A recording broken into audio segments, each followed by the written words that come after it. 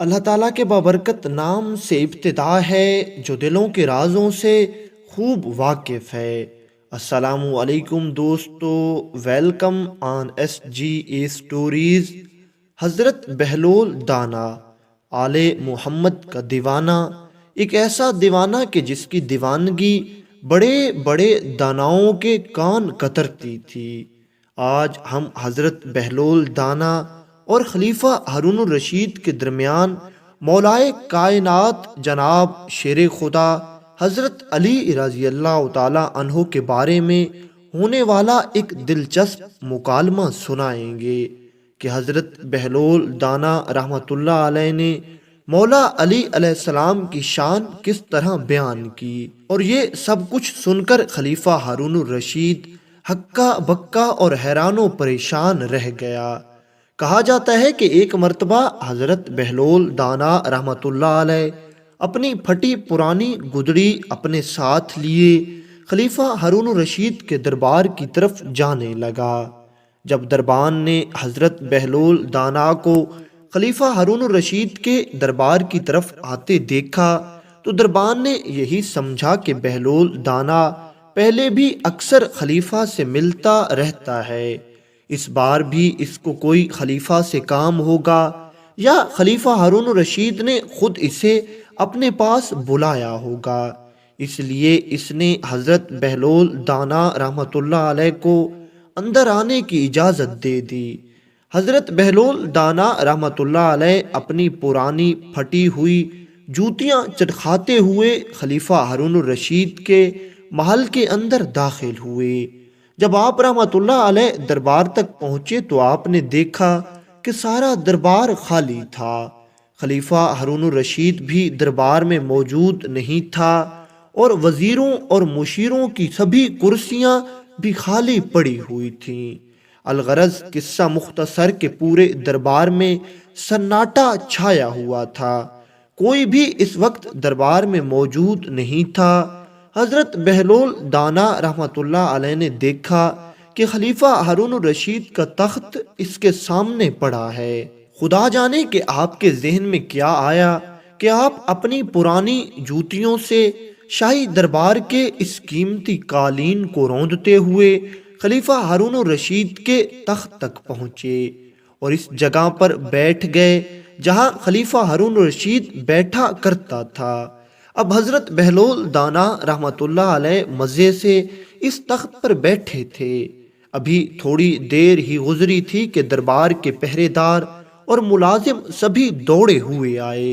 انہیں کہیں سے خبر ہوئی تھی کہ خلیفہ ہارون الرشید دربار میں آ رہا ہے، اس لیے یہ سب لوگ خلیفہ کے تخت کی جانب بھاگے تاکہ خلیفہ ہارون الرشید کے آنے سے پہلے تمام انتظام مکمل ہو جائے۔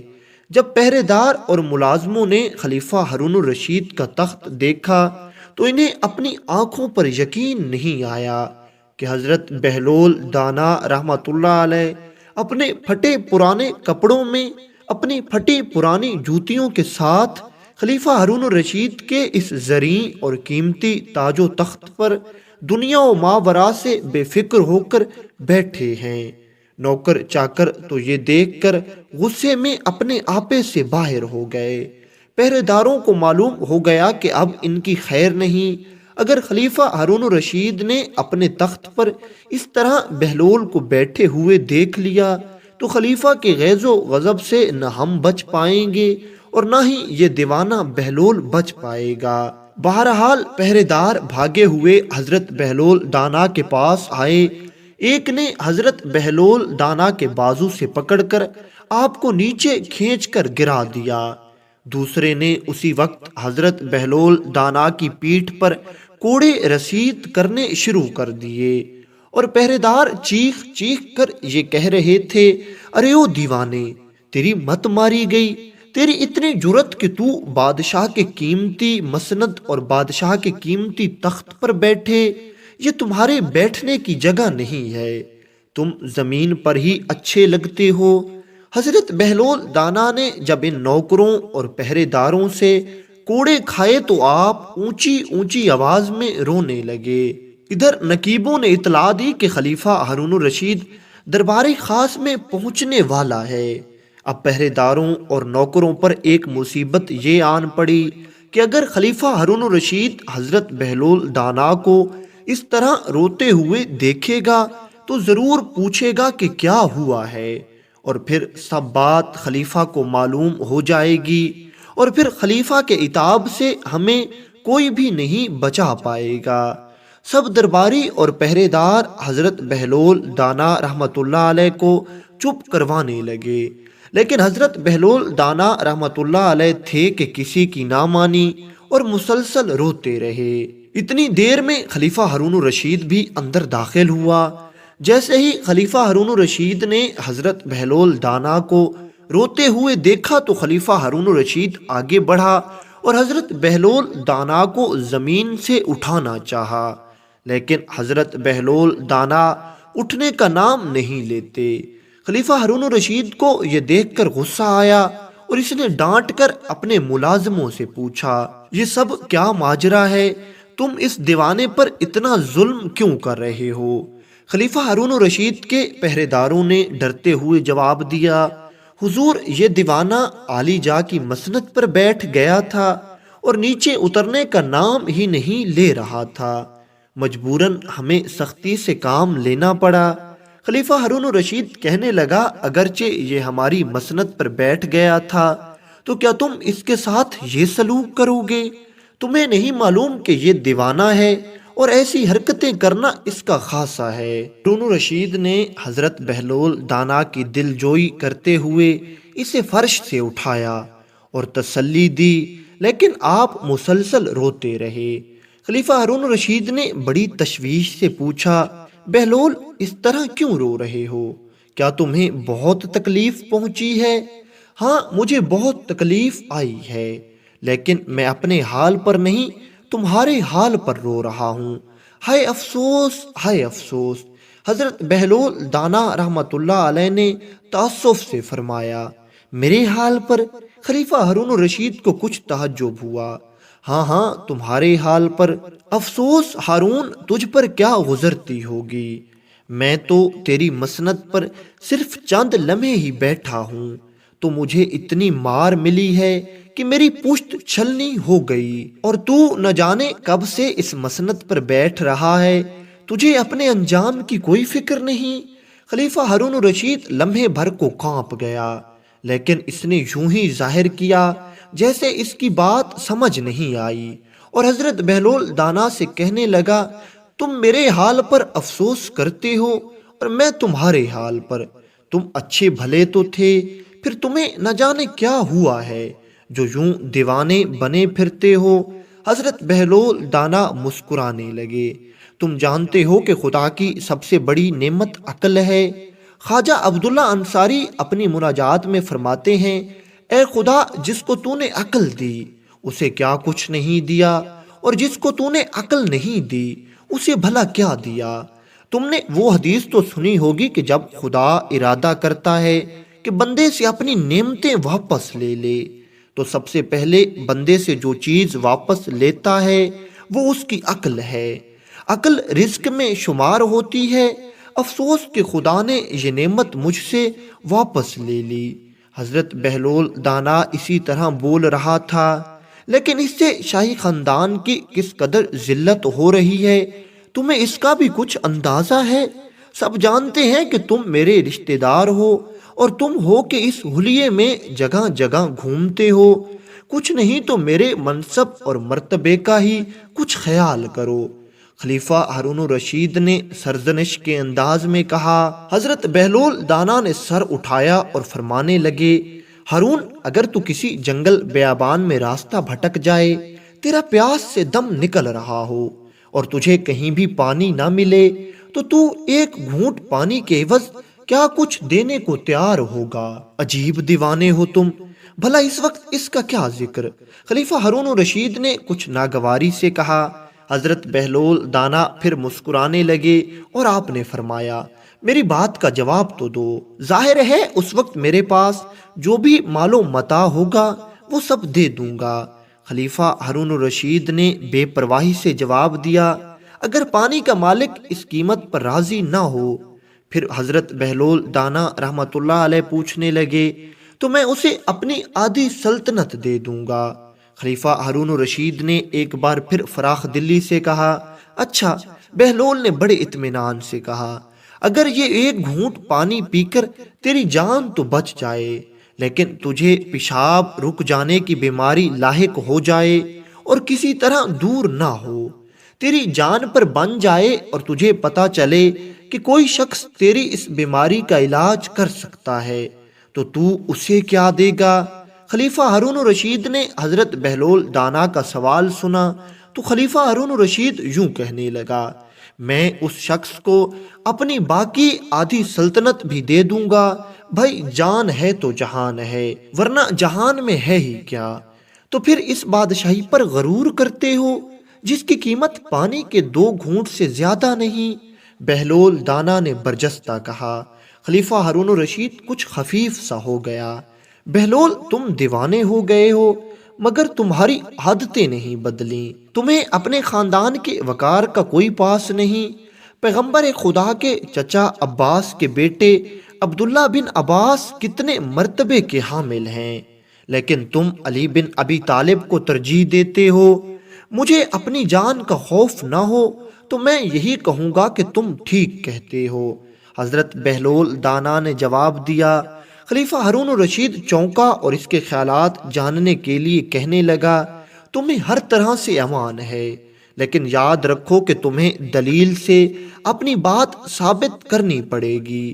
حضرت بہلول دانا سیدھا ہو بیٹھا اور واضح لفظوں میں کہنے لگا، میرے خیال میں پیغمبر خدا کے بعد حضرت علی رضی اللہ تعالی عنہ تمام مسلمانوں سے افضل ہیں، کیونکہ وہ سچے مومن ہیں۔ ان کی تمام عادات پسندیدہ تھیں اور اطاعت خدا و رسول میں ان سے ذرا بھر بھی کوتاہی نہیں ہوئی۔ انہوں نے تمام خدائی احکامات پر اس طرح حرف بحرف عمل کیا کہ اس کے مقابلے میں نہ صرف اپنی جان بلکہ اپنی اولاد کی جانیں بھی ہیچ سمجھتے تھے۔ وہ بہت بہادر اور نڈر تھے، تمام جنگوں میں سب سے آگے رہتے تھے۔ انہوں نے کبھی دشمن کو پیٹھ نہیں دکھائی۔ اس بارے میں ان سے سوال بھی کیا گیا تھا کہ آپ جنگ میں اپنی جان کا خیال کیوں نہیں رکھتے؟ اگر کوئی پیچھے سے آپ پر حملہ کر کے آپ کی جان لے لے تو پھر کیا ہوگا؟ تو حضرت علی رضی اللہ تعالی عنہ نے جواب دیا، میری لڑائی خدا کے دین کی خاطر ہے، اس میں مجھے کسی لالچ، فائدے اور ذاتی غرض کا خیال نہیں۔ میری جان خدا کے ہاتھ میں ہے، اگر میں مر جاؤں گا تو خدا کی راہ میں مروں گا، اور اس سے بڑھ کر اور کیا سعادت ہوگی۔ جب آپ مسلمانوں کے خلیفہ تھے تو اپنا تمام وقت مسلمانوں کے کاموں اور خدا کی عبادت میں صرف کرتے تھے، بیت المال سے 1 دینار بھی بیکار نہیں اٹھاتے تھے۔ یہاں تک کہ ان کے بھائی عقیل جو عیال دار تھے، ان سے درخواست کی کہ بیت المال سے ان کا جو حق انہیں ملتا ہے اس سے کچھ زیادہ انہیں دیا کریں۔ امیر المومنین حضرت علی رضی اللہ تعالی عنہ نے ان کی یہ درخواست رد کر دی۔ آپ تمام حکام سے بھی فرماتے تھے کہ لوگوں پر ظلم نہ کیا جائے، ان کے معاملات کے فیصلے عدل و انصاف سے کیے جائیں۔ جو حاکم ذرا بھی ظلم و ستم کرتا تھا اس سے بعض پرس میں سختی کرتے تھے اور اسے فوراً منصب شاہی سے ہٹا دیتے تھے، خواہ وہ ان کا قریبی عزیز ہی کیوں نہ ہو، اسے معاف نہیں کرتے تھے۔ جیسا کہ عبداللہ بن عباس نے جس وقت وہ بصرہ کے حاکم تھے بیت المال کی کچھ رقم ذاتی کاموں میں خرچ کر لی تھی، آپ نے ان سے وہ رقم واپس مانگی اور ان کے اس فعل پر انہیں سخت تنبیہ کی اور ایک آخری تاریخ مقرر کر دی تاکہ اس سے پہلے ابن عباس وہ رقم واپس کر دیں، لیکن ابن عباس اس مقررہ تاریخ تک رقم نہیں لوٹا سکے۔ حضرت علی رضی اللہ تعالی عنہ نے انہیں کوفہ میں حاضر ہونے کا حکم دیا۔ ابن عباس جانتے تھے کہ حضرت علی ایسے خلیفہ نہیں ہیں جو درگزر کر دیں گے اور چشم پوشی سے کام لیں گے، اس لیے وہ بھاگ کر مکہ مکرمہ میں چلے گئے اور خدا کے گھر میں جا بیٹھے تاکہ حضرت علی کے محاسبے سے بچ جائیں۔ خلیفہ ہارون الرشید خجل سا ہو گیا، لیکن پھر ڈھٹائی سے بولا، اگر علی اتنے ہی عظیم اور عوام دوست تھے تو پھر قتل کیوں ہوئے؟ حق کی راہ پر چلنے والوں کو اکثر شہید کیا گیا ہے۔ ہزاروں پیغمبر اور خدا کے نیک بندے اسی طرح خدا کی راہ میں قتل ہوئے ہیں۔ حضرت بہلول دانا رحمت اللہ علیہ نے برجستہ جواب دیا۔ ہارون کوئی عذر نہ تراش سکا اور بولا، اچھا بہلول، اب حضرت علی کی شہادت کا حال بھی تم مجھے سنا دو۔ حضرت بہلول دانا رحمت اللہ علیہ نے سرد آہ بھری اور فرمانے لگا، امام زین العابدین علیہ السلام سے روایت ہے کہ جس رات عبد الرحمن ابن ملجم قتل علی کے ارادے سے مسجد میں آیا، اس وقت ایک اور شخص بھی اس کے ساتھ تھا۔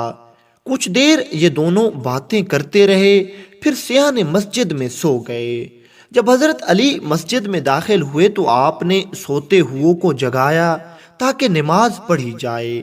یہ دونوں ملعون بھی بیدار ہو گئے۔ حضرت علی رضی اللہ تعالی عنہ نماز کے لیے کھڑے ہو گئے۔ آپ نے سجدے میں سر رکھا تو ابن ملجم لعین نے تلوار آپ کے سر پر ماری۔ یہ ضرب اسی جگہ پر لگی جہاں پہلے عمر بن عبد ود نے غزوہ خندق میں آپ پر وار کیا تھا۔ اس بدبخت کے وار سے آپ کے سر سے ابرو تک ایک گہرا زخم آ گیا۔ اس کی تلوار زہر میں بجھی ہوئی تھی، اس لیے آپ کو بہت تکلیف ہوئی، اور تیسرے دن حضرت علی نے شہادت پائی۔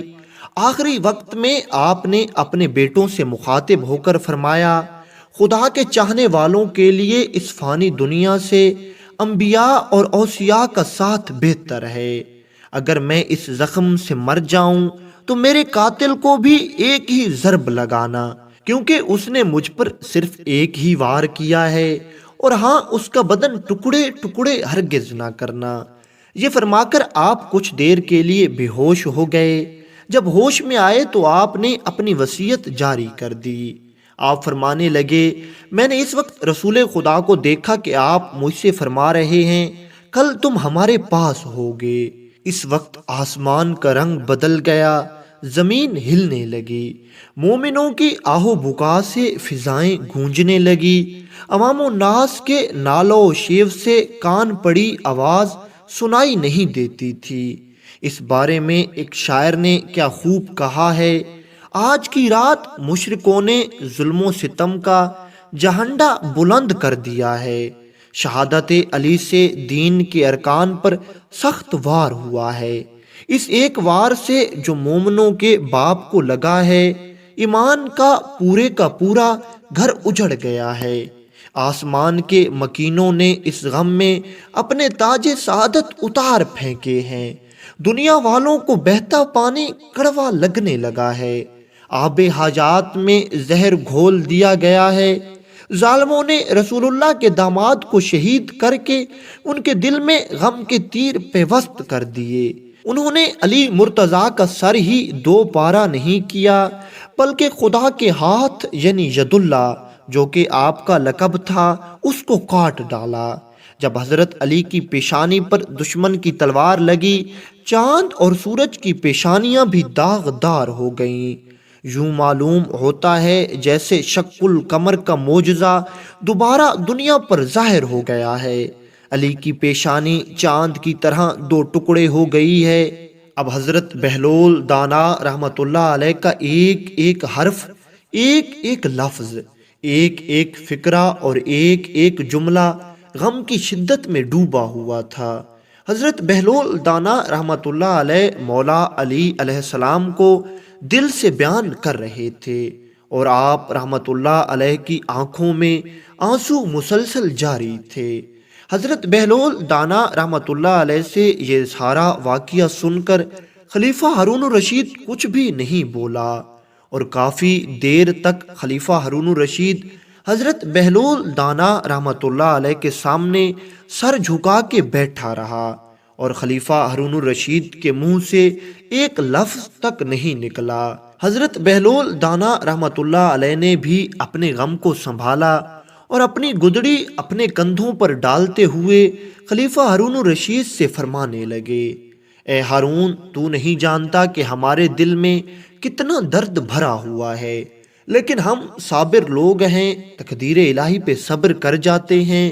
یہ کہہ کر حضرت بہلول دانا رحمت اللہ علیہ یہاں سے جانے لگے تو خلیفہ ہارون الرشید چونکا اور کہنے لگا، اے بہلول رکو، میری بات سنو، تم ہمارے دربار میں آئے ہو اور یہ ہمارے شاہی مزاج کے بالکل خلاف ہے کہ تم ہمارے دربار میں خالی ہاتھ آؤ اور خالی ہاتھ چلے جاؤ۔ یہ کہہ کر خلیفہ ہارون الرشید نے اپنے ملازموں کو حکم دیا کہ حضرت بہلول دانا کے لیے اشرفیوں کی تھیلی لائی جائے۔ خلیفہ کا حکم ملتے ہی فوراً پہرے دار حضرت بہلول دانا کے لیے اشرفیاں لے کر آ گئے۔ حضرت بہلول دانا خلیفہ ہارون الرشید سے مخاطب ہو کر کہنے لگے، اے ہارون، مجھے ان اشرفیوں کی قطعاً ضرورت نہیں ہے، مجھے میرا خدا جس حال میں رکھے گا میں رہ لوں گا، ویسے بھی ہم خاک نشینوں کا خاک کے سوا ہے ہی کیا، میں اپنی اوقات میں خوش ہوں۔ تم ایسا کرو کہ مجھے اشرفیاں دینے کے بجائے بہتر ہے کہ یہ اشرفیاں ان لوگوں تک پہنچا دو جن لوگوں سے تم نے یہ مال لوٹا ہے۔ تمہارا یہ حق بنتا ہے کہ حقداروں تک ان کا حق پہنچا دو، وگرنہ اے ہارون یاد رکھو کہ ایک دن وہ بھی آنے والا ہے جب تمہاری رعایا تم سے اپنا حق مانگے گی، اور اس دن تمہارے ہاتھ خالی ہوں گے، اس دن ہر بادشاہ کے ہاتھ خالی ہوں گے، اور اس دن فیصلہ کرنے والا بادشاہوں کا بادشاہ ہوگا۔ پھر اس دن خلیفہ ہارون الرشید تمہارے واسطے شرمندگی اور پریشانی کے علاوہ کوئی اور چارہ نہیں ہوگا، سو بہتر ہے کہ آج ہی اپنا احتساب کر لو اور لوگوں سے چھینے ہوئے حق ان کو واپس کر دو۔ حضرت بہلول دانا رحمت اللہ علیہ اتنا کہہ کر یہاں سے چلے گئے اور بے نیازی سے بغیر کسی ڈر اور بغیر کسی جھجک کے خلیفہ ہارون الرشید کے دربار سے باہر نکل گئے۔ ادھر خلیفہ ہارون الرشید حضرت بہلول دانا رحمت اللہ علیہ کی یہ باتیں سن کر سکتے میں آ گیا تھا اور کافی دیر خلیفہ ہارون الرشید یوں ہی سر جھکائے اسی جگہ پہ بیٹھا رہا۔